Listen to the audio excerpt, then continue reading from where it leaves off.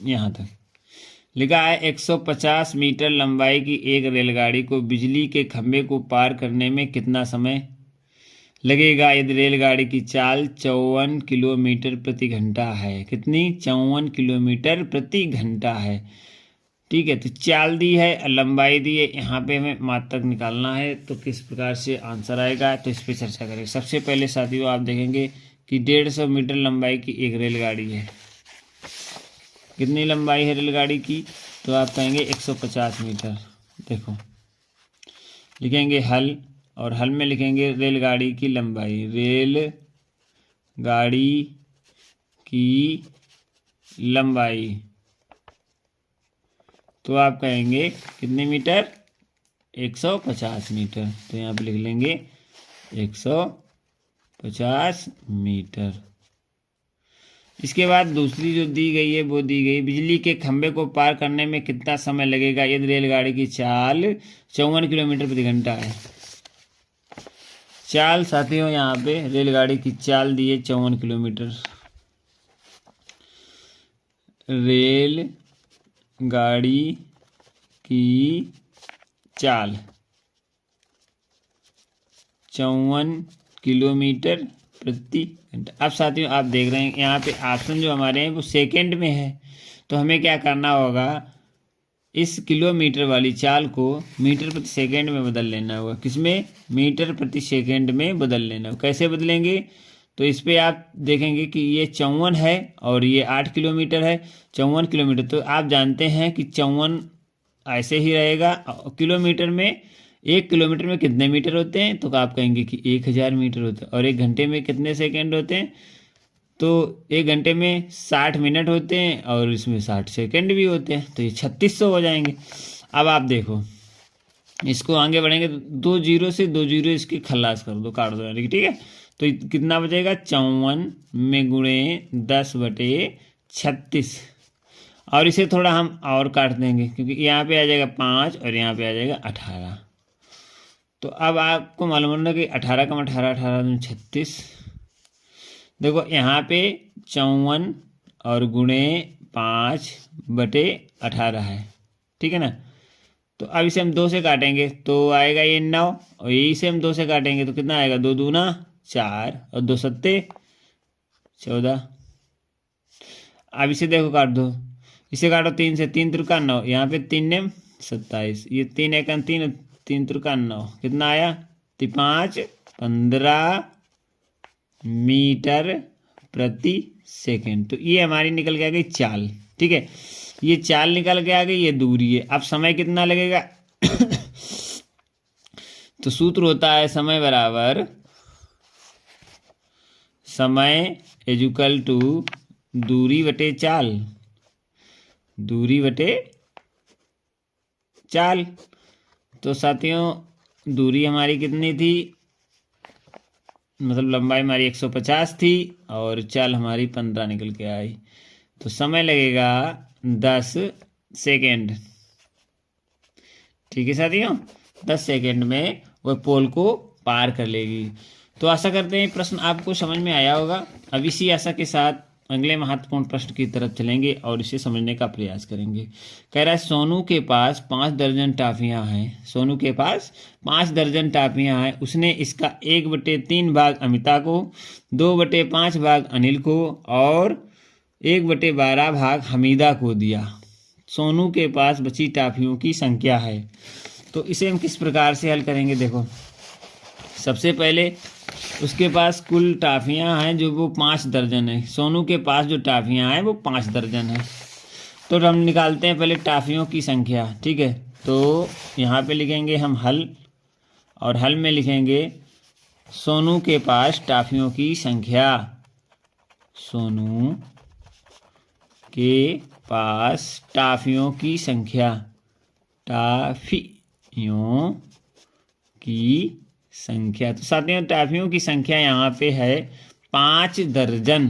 5 दर्जन, 5 दर्जन टाफियों में कितनी संख्या होगी? 5 गुणे 12, तो टोटल हो गई उसकी 60 टाफियाँ। कितनी हो गई? 60 टाफियाँ हो गई। अब वो क्या कह रहा है कि 1/3 भाग वो अमिता को 150 का 1/3 भाग अमिता को। किसको?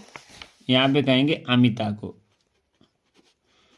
ठीक है, अमिता की टाफियाँ, टाफियाँ। तो इसे काट देंगे तो ये कटेगा 5 15, 1/3 कितना आया? 5 कम 5, 3 कम 3, 3 2 6 14 5 15, 50 टाफियाँ।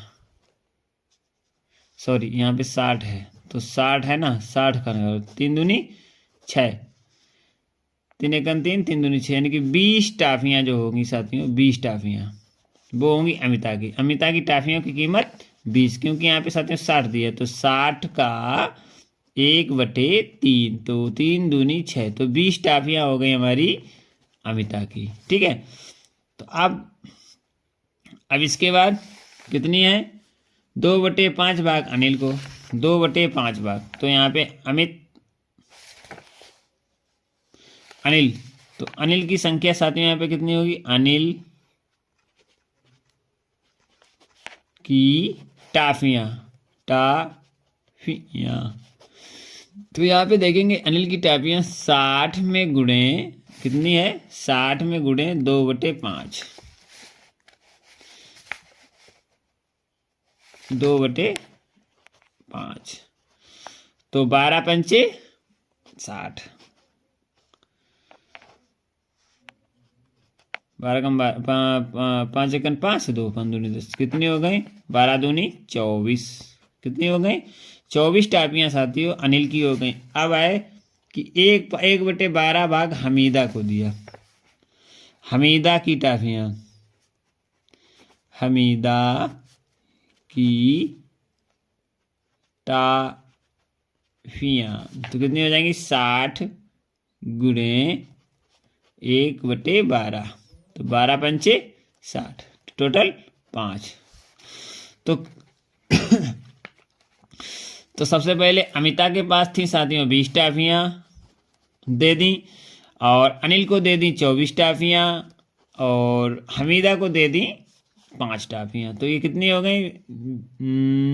20 और 24, 44, 44 और 5, 44 में हम 5 जोड़ देंगे तो ये हो जाएंगी 49, और थी कितनी साथियों? पूरी 60, तो 60 से घटा देंगे 49 को तो निकल के आ जाएंगी साथियों। यहाँ से लेंगे दाही, यहाँ कितना हुआ? 10, 10 से 9 गया, बचा 1, और यहाँ बचा 5 से 4 गया 1, तो 11 टाफियाँ शेष बची। कितनी? 11 टाफियाँ सोनू के पास शेष बच गई, और ऑप्शन इसका बी बिल्कुल राइट हो जाएगा साथियों। आशा करते हैं आपको ये प्रश्न शानदार तरीके से समझ में आ गया होगा। चलेंगे अगले महत्वपूर्ण प्रश्न की तरफ, और अगला महत्वपूर्ण प्रश्न है कि यदि एक घन का विकर्ण √12 सेंटीमीटर तो उसका आयतन घन सेंटीमीटर में होगा।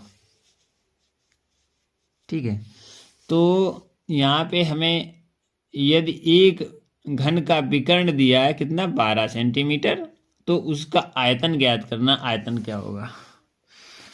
अब साथियों इस प्रश्न को कैसे हल करेंगे तो इस पे बात करते हैं और आपको समझाने का प्रयास करेंगे। अब यहाँ पे आप लिखेंगे सबसे पहले घन का विकर्ण, जो घन का विकर्ण होता है वो बराबर दिया है यहाँ पे, पहले कितना दिया है? √12, यानी कि 12, इतना दिया है। अब घन का जो विकर्ण है वो हमें दिया है, और अब आपको सूत्र मालूम चाहिए। घन का विकर्ण इक्वल टू √3 और भुजा स्क्वायर होता है, ये अपना होता है सूत्र। तो अब देखेंगे कि यहाँ पे जो दिया है √12, और इसका यहाँ पे जो सूत्र होता है तो √3 भुजा स्क्वायर होता है। तो दोनों तरफ जो अंडर रूट है साथियों, दोनों तरफ आपको अंडर रूट दिखाई दे रहा है, तो अंडर रूट से अंडर रूट को हटा देंगे तो 12 = 3 भुजा स्क्वायर, ये हो जाएगा ना। अब हम क्या करेंगे? ये जो गुणे में है तो इसे इधर लाएंगे, ठीक है। ये गुणे में है तो इधर बटे में आ जाएगा, ठीक है, गुणे का भाग में। तो कितना आ जाएगा, भुजा स्क्वायर इक्वल टू 12 में बटे 3, कितना आ जाएगा, 3 चौक 12। तो भुजा स्क्वायर इक्वल टू 4। अब भुजा अंडर रूट 4, ठीक है। अब क्या होगा, भुजा आपको जानते हैं 4 का वर्ग क्या होता है, 2 गुणे 2, 1 निकल के आ जाएगा। तो घर की भुजा अपनी कितनी आ जाएगी, 2 मात्रक, ठीक है। अब मात्रक कितनी है, मात्रक है सेंटीमीटर में, तो मात्रक यहाँ पे सेंटीमीटर, तो 2 सेंटीमीटर होगी, ठीक है। तो 2 सेंटीमीटर है। अब घन का आयतन क्या होता है, तो उसका आयतन, तो आयतन आपको मालूम होना चाहिए क्या होता है, घन का आयतन, घन का आयतन, भुजा क्यू, भुजा क्यू। तो 2 की घात 3 बराबर 8 घन सेंटीमीटर। तो ये हमारा होगा आंसर इसका। तो आप देखेंगे इसका होगा ए ऑप्शन, जो बिल्कुल राइट होगा। साथियों, आशा करते हैं ये प्रश्न आपको समझ में आ गया होगा।